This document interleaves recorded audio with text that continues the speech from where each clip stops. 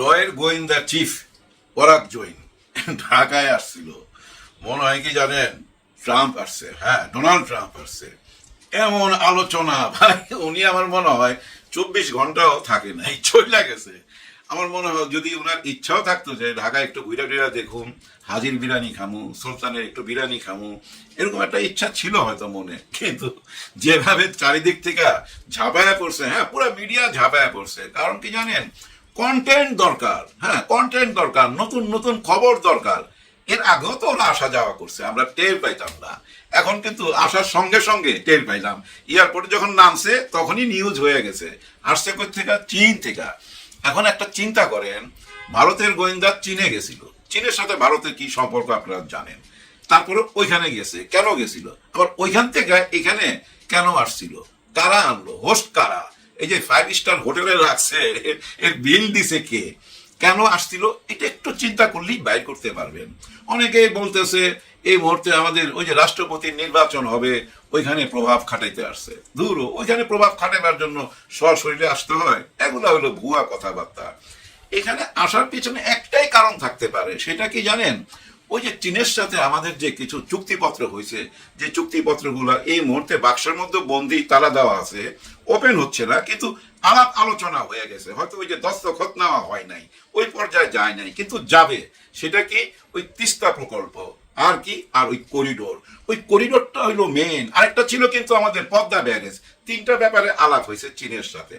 এখন দেখেন এই যে করিডোরটা, এই করিডোরটা বানানো মানে কি জানেন? চীন যদি এই করিডোরটা বানায় বাংলাদেশকে সঙ্গে নিয়ে, তার মানে কি জানেন? আমরা কি চীনের কাছাকাছি চলে গেলাম না, নাকি চীন একেবারে আমাদের কোলের মধ্যে চলে আসলো? রাস্তা হওয়া মানেই তো চলে আসা, আর আমাদের কাছে আসা মানে একেবারে তাদের ঘাড়ে নিঃশ্বাস ফেলা। ব্যাপারটা বুঝেন? ওই ব্যাপারটা নিয়েই আলোচনা চলছে আমার মনে হয়। ওইখানেও গেছে ওই ব্যাপারেই, এখানেও আসছে ওই একটা ব্যাপারে। কিছু একটা তো চলতেছে। কারণ কি জানেন, তাদের সবচেয়ে বড় মাথা ব্যথা 7 বোনকে নিয়ে, এই 7 সিস্টারকে নিয়ে। এই 7 সিস্টারের সাথে তাদের যোগাযোগ করতে হইলে ভাই ওই চিকেন নেক ঘুইরা ওই 7 বোনের কাছে যাইতে 17-18 ঘন্টা 20 ঘন্টা সময় লেগে যায়। কারণ ওই 7 বোনের উপরের দিকে হচ্ছে চীন, আবার নিচে আমরা, সাইডে বার্মা, আর কোনো রাস্তা নাই। তাদের একটা রাস্তা দরকার। হ্যাঁ, সবচেয়ে বড় স্বার্থ ওই 7 বোনের কাছে মালপত্র পাঠাবার জন্য, যোগাযোগ করার জন্য বাংলাদেশের ভিতর দিয়ে একটা রাস্তা দরকার, যেটা দিয়ে দিছিল শেখ হাসিনা। এখন ওইটা ব্লক হয়ে যায় কিনা, ভারতের এটাই সবচেয়ে বড় স্বার্থ। এই রাস্তাটা যদি থাকে তাহলে দেখেন কলকাতার বন্দর এবং আমাদের বন্দর, দুইটা বন্দর ব্যবহার কইরা এই 7 সিস্টারকে চাঙ্গা রাখতে পারে। 7 সিস্টারের তাহলে অনেক অভিযোগ থাকে না, কারণ ওদের অভিযোগ তারা অবহেলিত। ভারতের অন্য প্রদেশের নাগরিকরা যেসব সুযোগ সুবিধা পায়, এই 7 সিস্টার সেটা পায় না। এই আমাদের বন্দর আর কলকাতার বন্দর, আর এই রাস্তাটা যদি হয়ে যায় তাহলে সব কিছু পাওয়া যায়। যার জন্য দেখেন না, সমস্ত নিয়ম কানুন ভাঙ্গা দীনেশ ত্রিবেদীকে পাঠাইছে। উনি কিন্তু একজন রাজনীতিবিদ, কোনো কূটনৈতিক না। কূটনৈতিক হিসেবে পদবি পাইল এই বাংলাদেশে আইসা। উনি কিন্তু আমাদের সরকারের সাথে বারবার বসতেছে। আমাদের মাননীয় প্রধানমন্ত্রী তারেক রহমানকে ভারতে দাওয়াত দিতে চায়, ভারতে নিতে চায়, এই চেষ্টা চালাচ্ছে। কিন্তু উনি যাবে কিনা সেটা বড় প্রশ্ন। আমাদের মাননীয় প্রধানমন্ত্রীকে দাওয়াত করতে চায়, ভারতে নিতে চায়, ভারতে নিয়ে আলাপ করতে চায়। কারণ মোদিজি তো আসতে পারবে না। মোদিজি আসলে কি ঘটে এখানে, এটা অতীতে একটা ইতিহাস আছে, যে ইতিহাসটা এই জাদুঘরে রাখা হয়েছিল। হ্যাঁ ভাই, মোদি যখন আসছিল তার কিছু স্টিল ছবি এই জাদুঘরে রাখা হয়েছে। এই মোদিজি যখন আসে তখন ঢাকা শহরে যা কিছু ঘটনা ঘটছিল, ওই ঘটনার স্থির চিত্রগুলা এই জাদুঘরে রাখা হয়েছিল, সেগুলা কিন্তু সরাইয়া দেওয়া হয়েছে। আবার এই জাদুঘরে কিন্তু এইটাও ছিল কাঁটাতারের বেড়া, ওইখানে ঝুইলা আছে ফালানির লাশ, এটাও কিন্তু ছিল, ওইটাও সরানো হয়েছে। এগুলো সরানোর মাধ্যমে বুঝাই দেওয়া হয়েছে ভারতের সঙ্গে আমাদের সম্পর্ক শত্রুতামি না, ভালো বন্ধুত্ব সম্পর্ক রাখতে চাই। বাংলাদেশ এটাই বুঝাইছে। তার মানে কি জানেন, ওই আগের বন্ধুত্ব না, আগের বন্ধুত্ব হবে না। কারণ কি জানেন ভাই, লেখাপড়া আর প্রেম এই দুইটা ব্যাপারে যদি একবার ব্রেকআপ হয়ে যায়, এটা আর জোড়া লাগতে চায় না। সমস্যা অনেক, সমস্যাগুলো কিন্তু ওনারাই তৈরি করছে।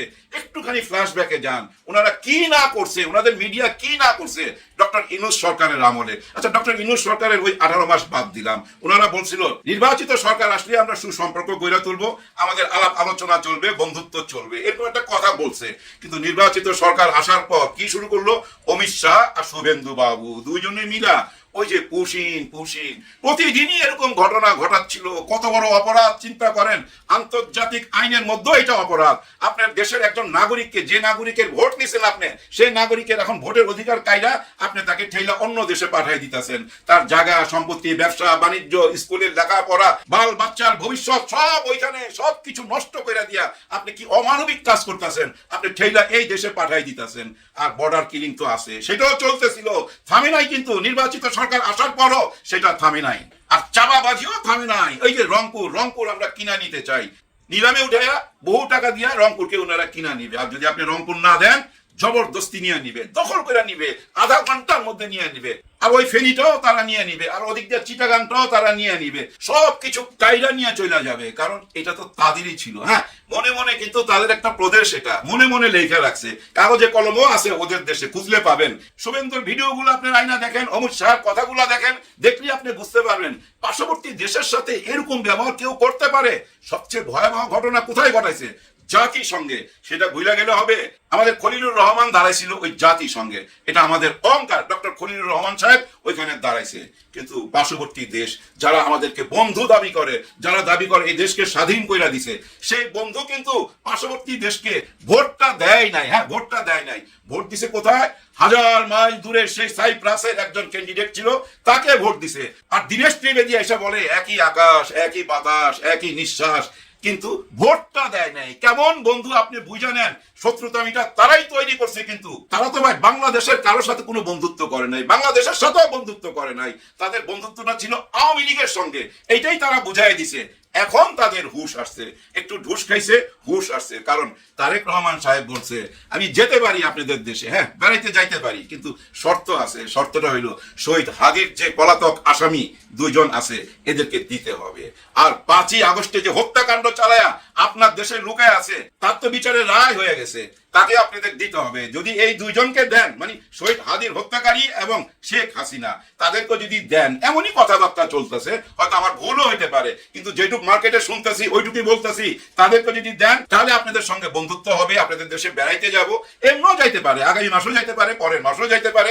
যাই হোক, যা মার্কেটে শুনতেছি সেটাই বলতেছি। কিন্তু আমার প্রশ্ন, পার্শ্ববর্তী দেশের হইয়া, একদম বন্ধু হইয়া জাতিসংঘের মধ্যে আপনি ভোটটা দেন নাই কেন? তার মানে আপনি চান নাই বাংলাদেশ সম্মানের সহকারে পৃথিবীর বুকে দাঁড়াক। কারণ কি জানেন ভাই, এই জাতিসংঘের সাথে জড়িত 193টা দেশ। চিন্তা করেন কতগুলো দেশ পৃথিবীর এই জাতিসংঘের সাথে জড়িত। আর ওইখানে নির্বাচন হইতাছে, সেই নির্বাচনে আমাদের দেশের একজন প্রার্থী, 2 জন প্রার্থীর মধ্যে আমাদের একজন, আমাদেরকে ভোটটা দেয় নাই। তার মানে তোমাদের মনের মধ্যে যে কি বাংলাদেশ নিয়ে, এটা আমরা বুঝি না। বুঝার তো কোনো কারণ নাই। এইসব গোয়েন্দাগিরি কইরা কোনো লাভ হবে না ভাই। বাংলাদেশ যে বদলে গেছে এটুক তো টের পাচ্ছেন। এই গোয়েন্দারা ভাই আগেও যাওয়া আশা করতো, কিন্তু আমরা জানতাম না। এখন এয়ারপোর্টে পা দেওয়ার সঙ্গে সঙ্গে হেডলাইন, প্রত্যেকটা পত্রিকায়, প্রত্যেকটা চ্যানেলে আলাপ হচ্ছে। সরকার কোনো বাধা দিচ্ছে না, বাধা দিচ্ছে না। সরকারও চায় এগুলো প্রচার হোক, জনমত তৈরি হোক। হ্যাঁ, ভারতের বিরুদ্ধে যে জনমত তৈরি হইতেছে, সরকার সেটাই চোখে আঙুল দিয়া দেখাই দিল। ভাই ব্রাদার, অনেকেই বলে পার্শ্ববর্তী দেশ চারিদিকে, ওদের সঙ্গে সুসম্পর্ক রাখতেই হবে। ভাই নাহিদ ইসলাম এই ব্যাপারে একটা সুন্দর যুক্তি দেখাইছে যে আমার বোনকে বা আমার ভাইকে বা আমার সন্তানকে কেউ খুন কইরা আপনার বাড়িতে গিয়া লুকাইছে, এখন আমি আপনাকে পাড়া প্রতিবেশী মনে করতে পারি। আপনি যতক্ষণ পর্যন্ত ওই খুনিকে আমার হাতে তুলে না দিবেন, ততক্ষণ পর্যন্ত তো আপনি বন্ধু হইতে পারেন না। ব্যাপারটা কিন্তু এখানে এইটাই বুঝতে পারছে ভারত সরকার, যে শেখ হাসিনাকে এখানে রাইখা বাংলাদেশের সাথে বন্ধুত্ব হবে না, বাংলাদেশের জনগণ মাইনা নিবে না। আর সবচেয়ে বড় ভুলটা করছে 5ই আগস্টে। এখানে 5ই আগস্ট উদযাপন করব আমরা, ওইখানে তারা সুযোগ করে দিল শেখ হাসিনাকে কথা বলার। এটা সবচেয়ে বড় ভুল করছে।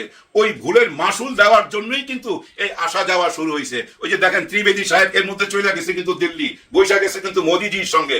প্রাণের কথা, মনের কথা, গোপন কথা যা কিছু হয়েছে তারেক রহমান সাহেবের সাথে, সবকিছু ওইখানে যা বলবে। এগুলো তার টেলিফোনে বলা যায় না ভাই, ডিজিটাল যুগ, ফাঁস হয়ে যেতে পারে। যার জন্য দিল্লিতে চলে গেছে মোদিজির সঙ্গে আলাপ করতে। কিন্তু ভাই ব্রাদার, এখন একটা বড় প্রশ্ন, গত 55 বছর যেভাবে বাংলাদেশ ওনাদের সঙ্গে ছিল, হ্যাঁ যেভাবে ছিল, ওইভাবে কি বর্তমান সরকার থাকতে পারবে? না, থাকতে পারবে না। ইচ্ছে করলেও থাকতে পারবে না, থাকার কোনো সুযোগ নাই। কারণ কি জানেন, চীনের সাথে কথাবার্তা হয়ে গেছে, সরকার যে কথা দেয় কথা ফেলতে পারবে না। তো পাকিস্তানের সাথে কথাবার্তা হয়ে গেছে, বন্ধুত্ব হয়ে গেছে। ওদিকে টার্কির সাথে বন্ধুত্ব হয়ে গেছে। আমেরিকার সাথে বিজনেসের একটা চুক্তিপত্র হয়ে গেছে। আমেরিকান সরকার বিজনেস চায়, বিজনেস দিয়ে দিছে। সব অ্যাঙ্গেলই কিন্তু বর্তমান সরকার ঠিক আছে। কিন্তু তারপরও একটা কথা থাইকা যায়, রয়ের তো একটা নেটওয়ার্ক এই দেশে ছড়ায় ছিটায় আছে। সেটা কি নাই? সেটাও আছে ভাই, নিশ্চয়ই সেটা আছে। কিন্তু কাটা দিয়েই কাটা তুলতে হয়। আমাদেরকে ভাই বন্ধুত্ব করতে হবে পাকিস্তানের সাথে। কথাটা শুনে রাগ করেন না, ব্যাখ্যা দেবো। পাকিস্তানের সাথে এই জন্য বন্ধুত্ব করতে হবে, পাকিস্তানের গোয়েন্দা হলো পৃথিবীর সেরা গোয়েন্দা, আইএসআই। এরা কিন্তু সেরা পৃথিবীর। যেমন ইসরায়েলের গোয়েন্দারা, ঠিক তেমনি কিন্তু এই পাকিস্তানি গোয়েন্দারা। কিছুদিন আগেই তো অপারেশন সিন্দুর নামে একটা যুদ্ধ হয়ে গেল, পাকিস্তান ভার্সেস ভারত। ওইখানে কিন্তু চীনও যোগ করছিল, ওপেন ওপেন চীন যোগ দিছিল। তার মানে কি জানেন, এই যুদ্ধের পিছনে ভাই সবচেয়ে বড় শক্তি কাজ করছে কাদের জানেন? পাকিস্তানের আইএসআই। এই গোয়েন্দা বিভাগই সবচেয়ে বড় কাজ করছে এই যুদ্ধেতে। এই যুদ্ধে জয়ের পিছনে পাকিস্তানের এই গোয়েন্দাদের হাত আছে। আর এই পাকিস্তানের আইএসআই কিন্তু বাংলাদেশের দিকেও নজর রাখছে। কিছুদিন আগের একটা ঘটনা কি আপনারা ভুলে গেছেন? ওইটা কিন্তু গুজব না, আমার মনে হয় নিশ্চয়ই গুজব ছিল না। সেটা কি? মাননীয় তারেক রহমান সাহেবকে হত্যা করার জন্য একটা ষড়যন্ত্র হয়েছিল, সেটা আইএসআই ফাঁস করছিল। সেটার সঙ্গে বিমান বাহিনীর পথভ্রষ্ট কিছু সৈনিক এবং পাকিস্তানের দুষ্ট একটা চক্র জড়িত ছিল। পাকিস্তান থেকেই সেটা ফাঁস করা হয়েছে। এই গোপন তথ্য ফাঁস করার পর থেকেই কিন্তু পাকিস্তানের সাথে বাংলাদেশের বন্ধুত্ব আরো গভীর হয়েছে। এবং পাকিস্তান তখন এমন কথাও বলছে, বাংলাদেশের উপরে কেউ যদি কুনজর দেয়, কেউ যদি আক্রমণ করতে চায়, সে আক্রমণ আমরা মাইনা নেব না, এমন কথাও বলছে, তাই না? তার মানে কি জানেন, কোনো বিপদ আপদ হইলে পাকিস্তান আমাদের পাশে আছে। দেখেন, ইরান আর আমেরিকার যে যুদ্ধ, এটা একটা মীমাংসার জন্য বৈঠক হয়েছিল না পাকিস্তানের ইসলামাবাদেই কিন্তু এই বৈঠকটা হয়েছে। আমেরিকা থেকে সবাই প্লেন বইরা উইরা আসছে, ইরান থেকেও উইরা আসছে। তার মানে কি মুরব্বীটাকে পাকিস্তানের হেডম আছে ভাই। এখন আপনি বলতে পারেন, আয় ভাই আপনি কি রাজাকার হয়ে গেলেন, পাকিস্তানের পক্ষে কথা বলেন? তাহলে আমি আপনাদেরকে উত্তর দিব ভাই, এই আমেরিকা তো ভাই 8 বছর 9 বছর যুদ্ধ করছিল এই ভিয়েতনামের সঙ্গে। 8-9 বছর যুদ্ধ করছে। বর্তমানে এই ভিয়েতনামের সাথে আমেরিকার কি সম্পর্ক আপনারা নিশ্চয়ই জানেন। সবচেয়ে গভীর সম্পর্ক, বন্ধুত্বের সম্পর্ক, ব্যবসায়িক সম্পর্ক। ভিয়েতনামের এম্বাসি আছে আমেরিকার এম্বাসি আছে ভিয়েতনামে। কি গভীর বন্ধুত্ব। আবার দেখেন, এই জাপানের মধ্যে হিরোশিমায় বোমা ফেলছিল না, পারমাণবিক বোমা ফেলছিল কারা? এই আমেরিকা। বর্তমানে কি জাপানের সাথে আমেরিকার বন্ধুত্ব নাই? সবচেয়ে গভীর বন্ধুত্ব আমেরিকার সাথে, জাপানের সাথে, ভিয়েতনামের সাথে। তাহলে আমরা পাকিস্তানের সাথে বন্ধুত্ব করলে অসুবিধা কি ভাই? একটা মনস্তাত্ত্বিক দিক চিন্তা করেন, একটু চিন্তা করলেই বাইর করতে পারবেন। পাকিস্তানের সাথেই তো ছিল এই বাংলাদেশ। আজকে যদি এই বাংলাদেশের উপরে কেউ আক্রমণ করতে চায়, কেউ বড় চোখ দেখায়, ওরা সহ্য করবে না, ওরা আক্রমণ করবেই। কারণ কি জানেন, তাদের ভূখণ্ড। আমার ভাই আলাদা হয়ে গেছে, ওকে নো প্রবলেম, কিন্তু আমার ভাইয়ের ঘরের মধ্যে অন্য কেউ আক্রমণ করবে, এইটাও হইতে দিবে না। এটা হলো মনস্তাত্ত্বিক দিক। এই অ্যাঙ্গেলেই আমরা বিরাট সাপোর্ট পাবো পাকিস্তানের, টার্কির, চীনের। আর চীন আর পাকিস্তানের সাথে যাদের সম্পর্ক থাকে, তাদের সঙ্গে কি ইন্ডিয়া বন্ধুত্ব করতে পারে? নিশ্চয়ই পারে না। ওই বন্ধুত্ব হয় না। শ্রীলঙ্কার দিকে তাকান, এখন চীনের সাথে গভীর বন্ধুত্ব। এক সময় ভারতের সঙ্গে ছিল। মালদ্বীপের দিকে তাকান, চীন ঘেঁষা হয়ে যাচ্ছে ধীরে ধীরে। আগে কিন্তু এই ভারতের সঙ্গে বন্ধুত্ব ছিল। নেপালের দিকে তাকান, ছুটা গেছে। আমরাও ভাই ছুটা যাবো, অটোমেটিক ছুটা যাবো। কেউ ঘেঁষতে পারবে না, সরকার ইচ্ছা করলেও ভাই ঘেঁষতে পারবে না। কারণ কি জানেন, তাদের চরিত্রটা ওপেন হয়ে গেছে। ওই জাতিসংঘের ভোট দিয়া আর ওই পুশিন এবং এই যে সীমান্ত হত্যা, ভাই পৃথিবীর কোথাও এরকম ঘটনা ঘটে না যে জমজমটা একটা মানুষকে আপনি গুলি করে মাইরা ফেলাইবেন। হাই রে জীবন, কোনো মূল্যই নাই তাদের কাছে বাংলাদেশের মানুষের জীবন। আবার তাদের সঙ্গে কিভাবে বন্ধুত্ব হয়? যাই হোক, সবকিছু ভবিষ্যতের করে ছাইরা দেয়, কিন্তু দুশ্চিন্তার কোনো কারণ নাই। এই দেশ ভাই ওই আগের মতো হবে না, এটা আপনারা লেখা রাখেন। ওনারা কেউ করতে চাইলেও বাংলার জনগণ সেটা হইতে দিবে না। আমরা তো পাহারাদার পাঠাইছি ভাই, আমাদের পাহারাদার আছে 11 দল। তারা